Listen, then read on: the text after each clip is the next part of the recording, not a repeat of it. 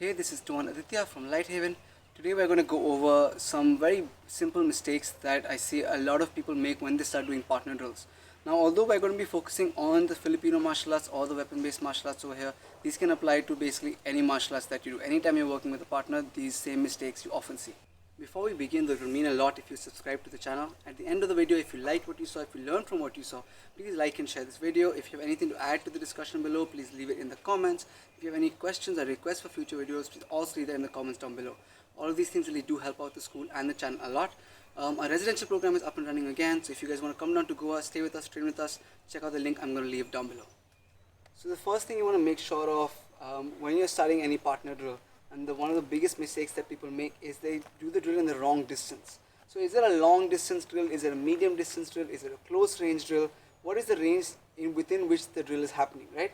Let's take a simple example of angle 1, angle 2 fluid strikes. This is a long range drill. Unless specifically your teacher is trying to get you to work with something else, mostly if you're doing fluid strikes, they're long range drills. So before you begin, fix your range. Simple way of fixing long range is check, right? We should only be able to touch each other's hands. We should be in the right stance. So a lot of people also make this mistake where they'll check distance while the feet are square, and then they'll shift into a stance and that distance will change because they'll step in front or they'll step at the back and then now suddenly they're out of range. So get into whatever stance, whatever structure you're doing the drill in, and then check distance. So let's say I check distance from here. Now I'm too far. Now I need to come a bit closer. Let's say that I check distance and I'm here. Now I know that I'm too close because I should be just about hitting a hand, not the elbow. So I fix my distance. Number one thing, first fix your distance, but make sure that you're fixing your distance after taking your stance. Another example, let's say we're doing a medium range drill, right? We're doing a broken strike drill. This is a medium range drill, which means that I should be able to touch her body with the stick. She should be able to touch my body from the stick. First, fix your distance, fix your range, and then begin the drill. If you aren't sure about what range the drill is happening in, ask your teacher. There can also be drills that go from one range to the next range, in which case you fix your distance according to where the drill begins. So a really simple example, let's say that Neha is just feeding me angle 1, angle 2, and I'm going to be doing this pasada sort of entry drill, right? That's the drill maybe that I'm looking to do. So in this drill, I'm going from long range to medium range to close range. Now, in order for me, I'm going through all three ranges. Let's switch sides for this. I'm going to be going through all three ranges, but I'm starting from long range. So I'm going to start at long range. I'm going to check my distance. I'm going to start at long range.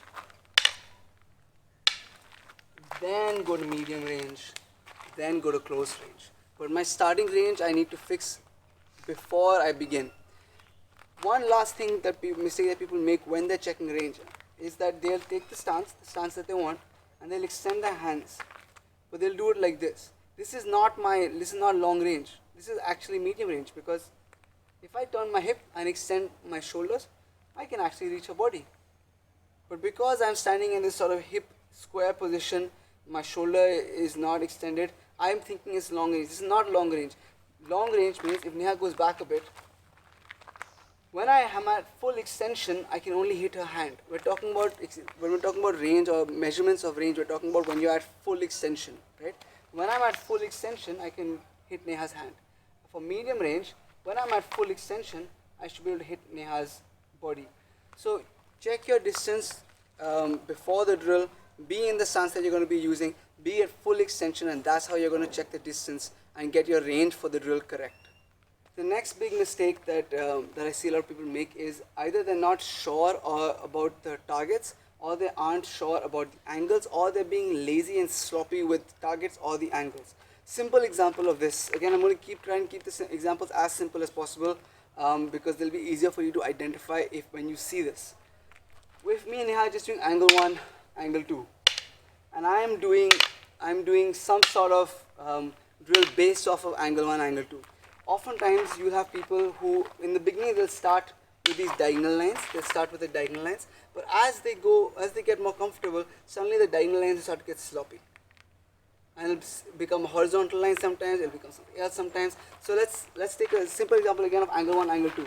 Let's say I want to be stepping offline and hitting down. I want to be doing this. I want to intercept that angle 1 with a broken strike and come back hitting that hand all while doing a open triangle footwork. I'm looking to step behind that strike, right? Now, this is only applicable if I'm getting that diagonal strike. If suddenly she gives me a horizontal strike, I can't be doing the same thing. Because if she gives me a horizontal strike, I'm now stepping into the strike. If she's giving me a horizontal strike, then my reaction needs to be different, right? My footwork is different, my reaction is different. We are doing drills based on a very specific context. In order for me to do the drill correctly, my partner has to be feeding me the correct angles and has to be aiming for the correct targets. Having solid fundamentals, having solid basics translates really well into any sort of partner work, right? That's why on this channel we focus so much on solo training before partner training. Because if you sort out your basic angles, your basic strikes, your basic footwork, your basic coordination, timing, all of those kind of things, precision, accuracy, before you start working with a partner, then whenever you do start those partner training drills, these things translate really well into that. It's going to be an easier transition. Oftentimes people get swept away with partner training drills and they forever are left with sort of inadequate basics. They don't ever really know what they're doing. There's never really any sort of finesse to their movements because they've ignored the fundamentals. The fundamentals are not the partner training drills. The fundamentals are the work that you do by yourself on the basics, on the building blocks of the art that you're working on. The third mistake that a lot of people do is that they don't extend, and this is a pretty major one. Oftentimes, let's take a simple example that the footwork that me and Neha are going to do is she's going to step in 1, 2, step back 1, 2. So Neha steps in, I step back, I step in, Neha steps back. This simple footwork, right? As Neha steps in, she's going to do angle 1. As she steps back, she's going to do angle 2. So she steps in, steps back, angle 2. Steps in, cuts me, steps back, angle 2. Now, my reaction is as she steps in with the angle 1, I'm going to cut her hand angle 2. As I step in angle 1, I'm going to be looking to cut her neck, she's going to be looking to cut my hand angle 2. So we're looking, she steps in. Now, she steps in, takes a bigger step back, steps in, steps out. Now this drill is predicated on two things. Number one is she's trying to reach me. As she comes to reach me, I'm using my footwork to get out of range. One more time. As I'm using my footwork to get out of range, I'm hitting that hand as it passes through. Now we're going to do the same drill and I'm going to show you one very common mistake that I often see, and then people are like, why isn't it working? So we'll start the same way. She steps in, cuts. Now as I step in, she's going to cut my hand. She steps in, I cut her hand, takes a bigger step back. I'm going to change a small thing. See if you can spot it. She steps in.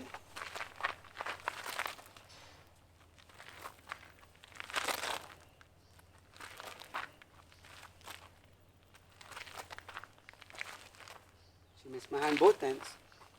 She missed my hand the third time. She missed my hand the fourth time. Why? This is not Neha making a mistake. This is me making a mistake. This drill is based upon her extending her arm, her extending her weapon to hit me.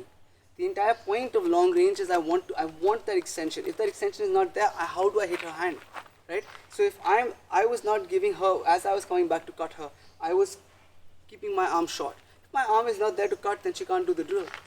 In a sparring context, yes, maybe you don't want to extend, but at some point you do have to extend, because unless you're going to keep through all your sparring at this range, at some point you're going to have to be long range. And when I'm looking to bridge this, either I'm looking to bridge off a counter attack, which is different.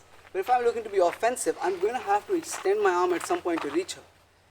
This drill is teaching you to use your footwork. As that extension comes in, I'm hitting the hand. That's the whole point of the drill. If she doesn't give me that extension, I can't do the drill. This happens with knife drills, it happens with empty hand drills, it happens with stick drills. Either people will not extend or they'll do this. As she comes to cut, as I'm going to step in to cut her, they'll look to hit that stick. Now she's going to cut me, I'll cut her hand. Now instead of actually extending to cut her neck, I'm going to, no, I don't want to be touched. So I'm going to hit a stick. Again, she steps in, she extends properly, she's feeding me properly, I'm cutting her hand. But as I step in, don't do anything, instead of cutting her neck, I'm like, no. She steps back to cut my hand, I'm like, no, you're not going to touch me. Only one of us is working over here, and it's pretty unfair to my partner that I'm not feeding them the correct strikes for them to work, right? So either I'm going to cut short what I'm doing and she's going to miss every time, or I'm just gonna keep hitting her stick because I don't want her to hit me. You have to be okay with being touched. A lot of Filipino martial arts is based on that sense of touch. You have to be okay with being touched. It's also why we spend so much time developing trust with a partner. You have to be okay with extending, you have to be okay with touching. Thank you guys so much for watching. If you liked what you saw, if you learned from what you saw, please do like and share this video. Please do subscribe to the channel. If you have anything to add to the conversation, please leave that in the comments down below. If you have any questions or requests for future videos, please also leave that in the comments down below. All of these things really do help out the school and the channel a lot.